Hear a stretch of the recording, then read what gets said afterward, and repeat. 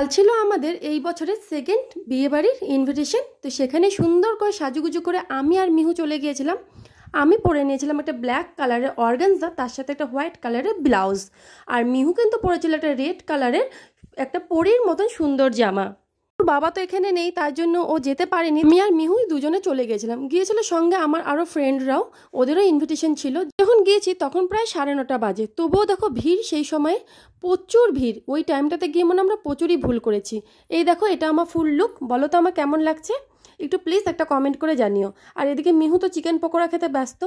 এতটাই ভিড় যে যেখানে ব্রাইড বসেছে সেই জায়গাটা পৌঁছাতেই পারছি না যে একটা ফটো তুলবো, তাই তোমাদের সাথে যে শেয়ার করব সেটাও করতে পারিনি। প্রচুর প্রচুর ভিড়। এই দিকটা দেখো। আর ওদিকটাতে করেছিল কফি, ফুচকা আর চিকেন পকোড়ার একটা স্টল। আমরা সেখানে যাবার পর বেশ কিছুক্ষণ গল্পগুজব করে নেওয়ার পর সেই একটু স্টার্টারের দিকে চলে গেলাম, সেইগুলো একটু ট্রাই করে নিলাম। এই দেখো, এখানে কিন্তু স্টার্টারের আইটেমগুলো এখানেই আছে। তারপর একটু বাইরে চলে গেলাম, একটুখানি ভিডিও করলাম, একটু ফটো তুললাম, সবার সাথে সেলফি নিলাম। তারপর আমরা চলে গেছিলাম কিন্তু খাবারের দিকে। মানে আমরা যাওয়ার প্রায় 1-1.5 ঘন্টা বাদে আমরা খাবারের দিকে গিয়েছি। এই দেখো, আমি আর মিহু কিন্তু খেতে বসেছি।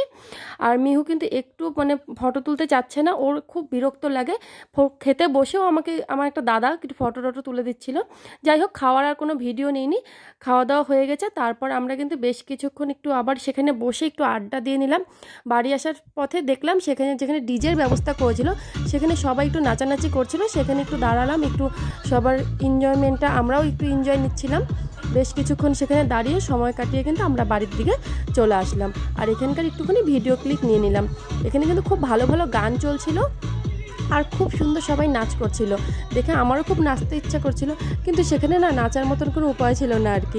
যাই হোক, তাহলে আজকের ব্লগটি কেমন লাগলো অবশ্যই একটা কমেন্ট করে জানিও। টাটা।